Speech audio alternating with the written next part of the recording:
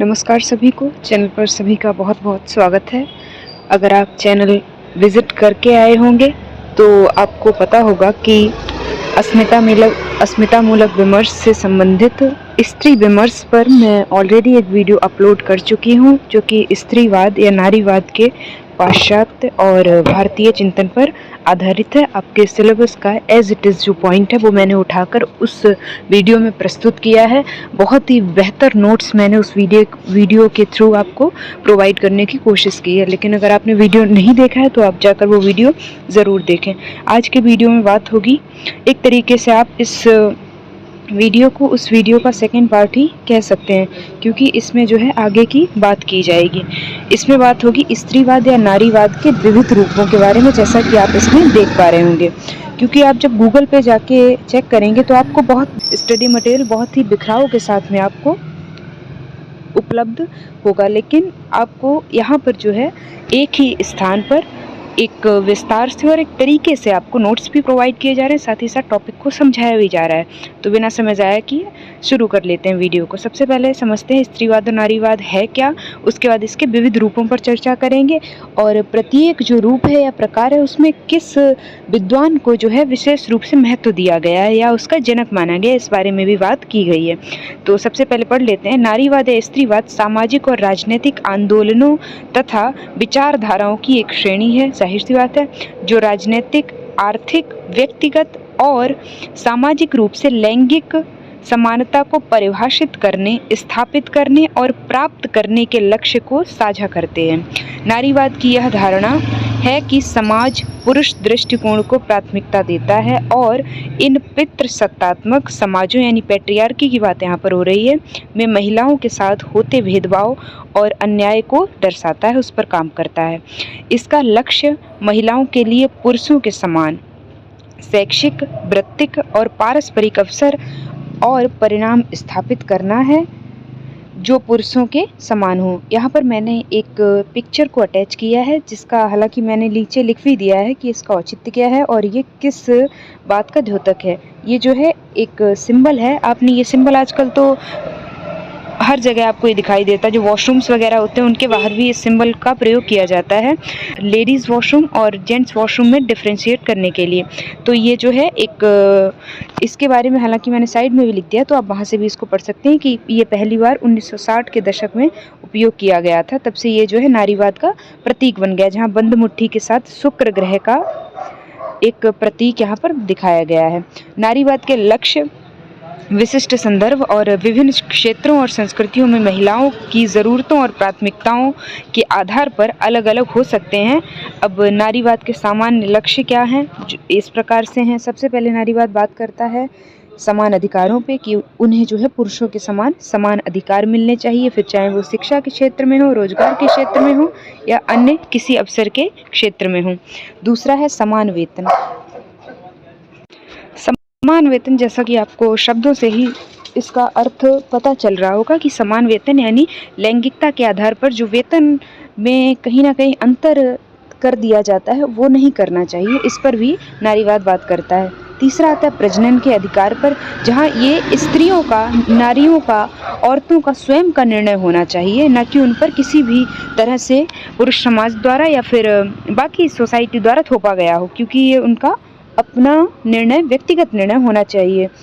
महिलाओं के विरुद्ध हिंसा जो हो रही है उस पर भी नारीवाद बात करता है। ये मैंने हर एक पॉइंट को डिस्क्राइब भी किया है, तो आप इसको भी पढ़ सकते हैं। स्त्रीवाद में एक और आधारभूत तत्व है, वो है सार्वभौम बहनापा, यूनिवर्सल सिस्टरहुड, यानी कि सारी जो स्त्रियां हैं वो एक दूसरे को दुखों को समझें और एक दूसरे के दुखों को बांटें एक दूसरे से, ताकि वो एक साथ जब मिलकर काम करेंगी अपने अधिकारों के लिए, तभी उनकी बात को सोसाइटी समझेगी और वो जिन जिन कार्यों पर बात करना चाह रही हैं, फिर चाहे वो समान अधिकार की बात हो, प्रजनन अधिकार की बात हो या फिर समान वेतन की बात हो, तभी ये चीज़ संभव है। विश्व भर की स्त्रियों में एक दूसरे की मुक्ति के लिए एक दूसरे का हाथ पकड़ना स्वीकार किया है। सभी स्त्रियों ने महसूस किया कि अलग अलग सामाजिक ढांचों में वे बार बार ढली गई हैं। यदि हम गौर से देखें तो स्त्री विमर्श ने दुनिया के तमाम वंचित समाजों की पीड़ा और मुक्ति प्रयासों से प्रयासों में अपनी भागीदारी निभाई है। तो पश्चिम में चिंतन और दर्शन, यहाँ पर थोड़ा मिस्टेक आप करेक्ट कर लीजिएगा। पश्चिम में चिंतन और दर्शन की विविध धाराओं में स्त्री जीवन की विडंबनाओं को देखा गया और अपनी अपनी दृष्टि से स्त्री मुक्ति की प्रस्तावना रखी गई है। इस आधार पर स्त्रीवाद के कुछ मुख्य रूप कह लीजिए या फिर प्रकार कह लीजिए निकल कर सामने आते हैं। इन्हें आप धाराओं के तौर पर भी संज्ञा दे सकते हैं। तो कुछ इस तरह से मैंने फ्लो चार्ट बनाया। मैं आपको बता दूं, जब आप एग्ज़ाम में ऐसे कुछ फ्लो चार्ट बना के आते हैं तो ये एक एग्जामिनर पे कॉपी चेक करते टाइम पे एक अलग और अच्छा इंप्रेशन डालता है, जिससे आपको अधिक अंक मिलने की संभावनाएं जो हैं बढ़ जाती हैं। तो यहाँ पर मैंने कुछ प्रकार मेंशन कर दिए हैं जिन पर मैं आगे विस्तार से बात करने वाली हूँ। सबसे पहला आता है उदारवादी नारीवाद। स्त्रीवाद का यह रूप व्यक्तिगत अधिकारों और स्वतंत्रता पर जोर देता है। आप इसके मेन पॉइंट्स नोट डाउन कर लीजिए, याद कर लीजिए, ताकि आप जब अपने उत्तर को एग्ज़ाम में लिखें तो आपको मेन पॉइंट्स से याद रहेंगे, तो आप चीज़ों को खुद ब खुद डिस्क्राइब कर पाएंगे। आगे लिखा है, यह अक्सर वेतन, प्रजनन अधिकार और शिक्षा और रोजगार तक जो है समानता के बारे में बात करता है। इन मुद्दों पर जो है बात करता है, इन पर काम करता है। ये मुख्य धारा के समाज की संरचना के भीतर कार्य करता है ताकि महिलाओं को उस संरचना में एकीकृत यानी साथ में लाया जा सके। ये सार्वजनिक दुनिया, विशेष रूप से कानूनों, राजनीतिक संस्थाओं, शिक्षा और कामकाजी जीवन पर बहुत जोर देता है और समान कानूनी एवं राजनीतिक अधिकारों के इनकार को समानता के लिए मुख्य बाधा मानता। आगे बढ़ते हैं रेडिकल कट्टरपंथी नारीवाद पे। कट्टरपंथी नारीवाद मानता है कि लिंगवाद समाज में इस तरह से जड़ें जमा चुका है। लिंगवाद यानी कि नारी और पुरुष में जो एक तरीके से डिफरेंशिएट किया जा रहा है कि नारी ये कार्य नहीं कर सकती है, पुरुष जो कार्य कर सकता है। एक आप कह सकते हैं देह के आधार पर तरीके से जो है डिफरेंशिएट किया जाता है नारी और पुरुष में। नारीवाद का यह रूप अतिवादी दृष्टिकोण अपनाता है और महिलाओं के खिलाफ भेदभाव करने वाली पितृसत्ता और उत्पीड़न की व्यवस्था को चुनौती देने और बदलने का प्रयास करता है। यह अक्सर महिलाओं के खिलाफ हिंसा, यौन उत्पीड़न, आप ये नोट डाउन कर लीजिए, हिंसा पर बात करता है, यौन उत्पीड़न और महिलाओं के वस्तुीकरण, यानी जब उन्हें ऑब्जेक्टिफाई कर दिया जाए, किसी एक वस्तु की तरह उन्हें ट्रीट किया जाए, जैसे कोई वो सजीव व्यक्ति विशेष ना होकर एक निर्जीव वस्तु है, इस तरह से उन्हें ट्रीट किया जाए कि ना तो उनकी कुछ भावनाएं हैं, ना ही वो किसी तरह से मतलब बुरा मानती हैं, ऐसा कुछ सोच लिया जाए और उन्हें एक वस्तु की तरह ट्रीट किया जाए कि उनका कुछ जो है अस्तित्व ही नहीं है, उनका कोई औचित्य ही नहीं है, आदि मुद्दों पर ध्यान केंद्रित करता है कट्टरपंथी नारीवाद। ये नारीवाद की दूसरी लहर से जुड़ा हुआ है, जिसके बारे में मैंने इस वीडियो के फर्स्ट पार्ट में बात की है, जिसमें मैंने पाश्चात्य चिंतन और भारतीय चिंतन पर विस्तार से बात की है। वो वीडियो जब आप जाकर देखेंगे तो उसमें 3 लहरों की बात की गई, जो कि स्त्रीवाद की प्रमुख लहरें हैं, या फिर कह लीजिए स्त्रीवाद की 3 स्टेजेस हैं। वो वीडियो जाके देखेंगे तो आपको क्लैरिटी आ जाएगी। कट्टरपंथी नारीवाद को बढ़ावा देने वाले कुछ प्रसिद्ध सिद्धांतकारों में यहाँ मैंने नाम लिख दिए हैं। तो इसमें आती हैं सिमोन, जिनकी बुक है द सेकेंड सेक्स। तो वो बुक आप कह सकते हैं कि वो कहीं ना कहीं स्त्रीवाद की शुरुआत उसी पुस्तक से मानी जाती। दूसरी हैं लॉरा मुल्वे, तीसरी हैं टी ग्रेस एटिकन्स। ये 3 प्रमुख सिद्धांतकार इस नारीवाद के रूप के अंतर्गत आते हैं। सामाजिक परिवर्तन या उपचार पुरुष के मानस यानी मन में वर्चस्व और महिलाओं में अधीनता की स्रोत की खोज के माध्यम से विकसित किया जा सकता है, जो कि व्यक्तियों के अचेतन में काफ़ी हद तक अज्ञात रहता है। नारीवाद की इस शाखा ने 2000 के दशक की शुरुआत में अपना ध्यान केंद्रित करना शुरू किया। सैद्धांतिक नवाचार को संबोधित करने और उसका विस्तार करने के लिए ये शाखा चौथी लहर में उभरी थी। हालांकि ये शाखा समाज के भीतर लिंग, वर्ग और जाति और पहचान की अन्य श्रेणियों की व्यवहारिक जटिलताओं को संबोधित करने के समावेश के साथ संघर्ष करना जारी रखता है। विशेष रूप से महान सामाजिक अशांति की अवधि के दौरान ये नारीवाद विश्लेषण के अनुप्रयोग के माध्यम से। तो ये चीज़ें आप जो हैं लिख लीजिएगा या स्क्रीनशॉट ले लीजिएगा, या फिर जो इसके मेन पॉइंट्स आपको निकल कर आ रहे हैं सामने, जिन्हें मैं हालांकि हाईलाइट भी करते हुए चल रही हूँ, तो वो आप याद कर लीजिए। आगे आता है ब्लैक स्त्रीवाद। ये जो है 60 के दशक में सिविल राइट्स आंदोलन में अनेक अवधारणाओं की, चाहे लैंगिक हो या नस्लवादी की प्रतिक्रियाओं के रूप में ये शाखा अस्तित्व में आई थी। ब्लैक स्त्रीवाद में नस्लवाद, लैंगिकता और वर्ग विषमता जैसे तत्वों को एक साथ जोड़ा। इसके समर्थकों का मानना था कि सामाजिक शक्ति के ढांचे में एक ब्लैक या फिर अश्वेत की स्थिति श्वेत स्त्री से बहुत भिन्न है। अब ब्लैक स्त्रीवाद क्या है, आप समझ पा रहे हो? अगर हालांकि मैं आपको समझा दूं बहुत ही आसान भाषा में। ब्लैक स्त्रीवाद आप इस तरह से समझिए कि पहली बात, वो स्त्री है जिसके चलते उसे समाज द्वारा शोषण का या असमानताओं का सामना करना पड़ रहा है। दूसरा, वो अश्वेत है जिसके चलते उसे दो तरीकों से यानी दोहरा शोषण का सामना उसे करना पड़ रहा है। तो ये ब्लैक स्त्रीवाद इसी बारे में बात करता है। तो यहाँ पर मैंने हालांकि हाईलाइट भी कर दिया, नस्लवाद, लैंगिकता और वर्ग विषमता जैसे विषयों से जुड़ा हुआ है। तो ब्लैक फेमिनिज्म इस विचार पर केंद्रित है कि, इसको मैंने लिखा है तो आप इसे एज इट इज़ याद कर लीजिएगा या लिख लीजिएगा और इसे जो है कोट करके लिखिएगा कि अश्वेत महिलाएं स्वाभाविक रूप से मूल्यवान हैं। मुक्ति किसी और सहायता के रूप में नहीं बल्कि स्वायत्तता के लिए मानव व्यक्तियों के रूप में हमारी आवश्यकता के कारण एक आवश्यकता है। संयुक्त राज्य अमेरिका में एक अश्वेत नारीवाद लेंस को पहली बार अश्वेत महिलाओं द्वारा यह समझने के लिए नियोजित किया गया कि गुलाम अश्वेत महिलाओं के विशेष अनुभवों को सूचित करने के लिए श्वेत वर्चस्व और पितृसत्ता ने कैसे बातचीत की। ब्लैक एक्टिविस्ट और बुद्धिजीवियों ने national association of coloured women यानी कि NACW और national council of Negro women यानी कि NCNW जैसे संगठन बनाए गए जो ब्लैक स्त्रीवाद पर बात करते थे या बात करते हैं। एलिस वॉकर, ये कुछ प्रमुख सिद्धांतकार लोग हैं जो इस शाखा के अंतर्गत आते हैं। एलिस वॉकर, वेल हुक्स, और आप ये सारे नाम नोट डाउन कर लीजिएगा। आगे बढ़ते हैं, अगले स्त्रीवाद के स्वरूप पर बात कर लेते हैं। अगला आता है स्त्रीवाद का प्रकार मार्क्सवादी और समाजवादी नारीवाद। दोनों का सामान्य अर्थ है, यानी अगर मार्क्सवादी और समाजवादी नारीवाद लिखा है तो उन दोनों का सामान्य अर्थ है कहीं ना कहीं। तो इसकी विचारधारा कट्टरपंथी स्त्रीवाद के लगभग समान है। कट्टरपंथी स्त्रीवाद एक तरीके से मैंने बताया अतिवाद पे बात करते हैं, यानी फिर वो चीज़ें एक्सट्रीम पे पहुंच जाती, जब जाहिर सी बात है जब अति हो जाती है किसी चीज़ की, एक्सट्रीम हो जाता है, तो फिर वो किसी व्यक्ति को या फिर किसी की भावनाओं को एक तरीके से अपने सामने आने नहीं देता है। वो व्यक्ति जो अति पे पहुंच चुका होता है, एक्सट्रीम पे पहुंच चुका होता है, ये बात आपने खुद ही नोटिस की होगी। आगे बढ़ते हैं। हालांकि मार्क्सवाद नारीवाद पूरी तरह से मार्क्सवादी सिद्धांत पर आधारित है तथा अपने आदर्शों को पूंजीवाद और निजी संपत्ति के विचारों पर आधारित करता है, जिसकी शुरुआत कब हुई?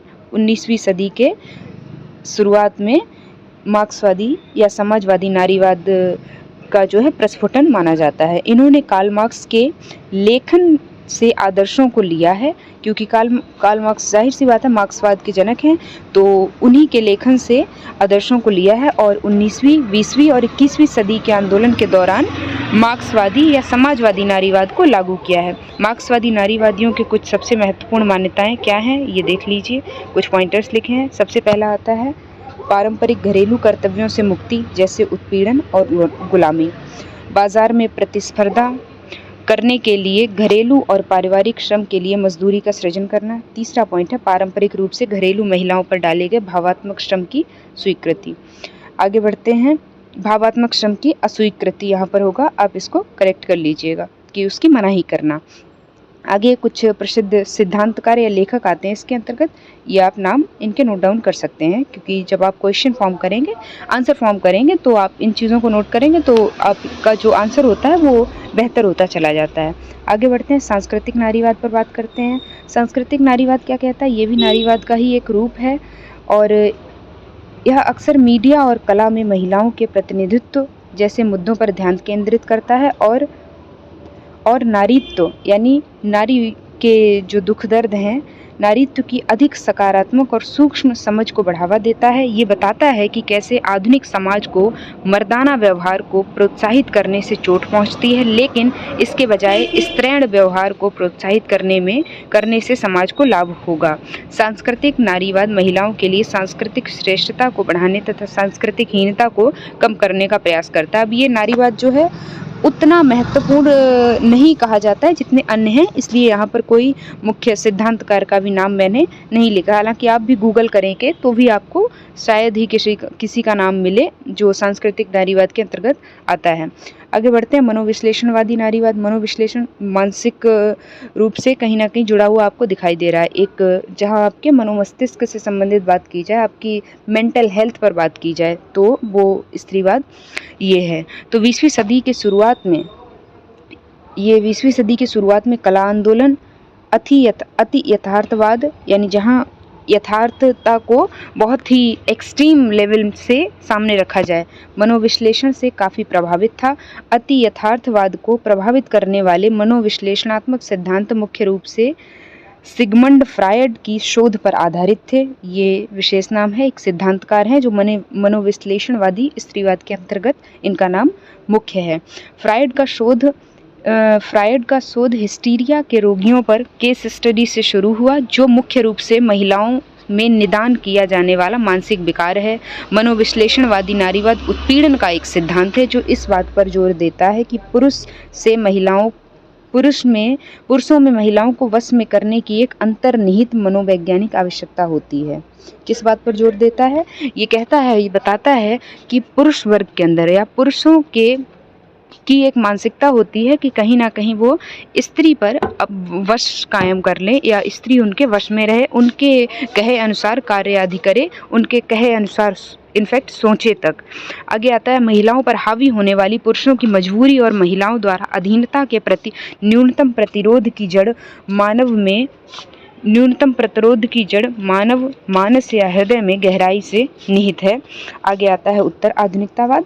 आई होप आपको मनोविश्लेषणवादी समझ आ गया होगा कि किस तरह से पुरुषों के अंदर या पुरुषों के मनोमस्तिष्क में एक विचार या फिर एक धारणा व्याप्त है कि वो स्त्री जो है, उसकी पत्नी या फिर कोई भी स्त्री है, वो उसके वश में रहे, उसके कहे अनुसार सोचे, उसके कहे अनुसार कार्य करे। आगे बढ़ते हैं उत्तर आधुनिक नारीवाद पे, जो कि कहीं ना कहीं आधुनिकता का आपको संकेत दे रहा होगा, तो इसको पढ़ लेते हैं, जानते हैं। यह नारीवाद की एक महत्वपूर्ण शाखा है जो सार्वभौम महिला विषय का विरोध करती है। उत्तर आधुनिक दर्शन पर आधारित उत्तर आधुनिक स्त्रीवाद लिंग, पहचान, शक्ति के बारे में पारंपरिक विचारों पर सवाल उठाता है, जबकि इन अवधारणाओं की सामाजिक रूप से निर्मित और तरल प्रकृति पर जोर देता है। उत्तर आधुनिक नारीवादियों का तर्क है कि भाषा वास्तविकता का निर्माण करती है और शक्ति सामाजिक मानदंडों में अंतर्निहित है, पहचान को आकार देती है और एजेंसी को सीमित करती है। वे पारंपरिक द्विआधारी विरोधों जैसे पुरुष महिला संस्कृति या प्रकृति को चुनौती देना चाहते हैं और पदानुक्रमों को तोड़ना चाहते हैं। नारीवादी सिद्धांतों में उत्तर आधुनिक यानी कि पोस्ट मॉडर्न सिद्धांत को शामिल करना सभी नारीवादियों द्वारा आसानी से स्वीकार नहीं किया गया। कुछ का मानना था कि उत्तर आधुनिक विचार नारीवाद द्वारा किए जाने वाले हमलों को कमज़ोर करता है, जबकि कुछ लोग कह रहे थे कि ये नारीवाद के पक्ष में है। तो हिंदी के प्रमुख आलोचक सुधीश पचौरी जी इसके उत्तर आधुनिक नारीवाद के संदर्भ में लिखते हैं कि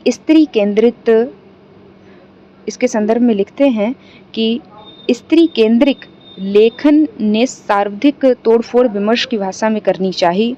खासकर भाषा में रचना के पाठ को लेकर स्त्रीवादी चिंतन में कुछ अभूतपूर्व आयाम खोजे गए हैं। तो आप इसको जो है as it is note down कर लीजिएगा कि ये किसका कोटेशन है, सुधीश पचौरी जी का एक कोटेशन है, जो कि आधुनिक या फिर कह लीजिए उत्तर आधुनिक नारीवाद के संदर्भ में कहा गया है। आगे निष्कर्ष पे बात कर लेते हैं कि अभी तक हमने क्या पढ़ा और हमें क्या समझ में आया, ताकि आप जब अपने आंसर को वाइंड अप करें तो कुछ इस तरह से आप करेंगे, ये उसका एक बेहतर तरीका होता है। तो कुल मिलाकर कहा जा सकता है कि आज स्त्रीवाद या नारीवाद या स्त्री विमर्श हिंदी साहित्य में चर्चा का विषय बना हुआ है, जिस पर मनोवैज्ञानिक, समाजशास्त्रीय, राजनीतिक, वैधानिक और मानवीय दृष्टि से बहस हो रही है। स्त्री विमर्श एक और नारा है तो दूसरी ओर गंभीर चिंतन का विषय बना हुआ है।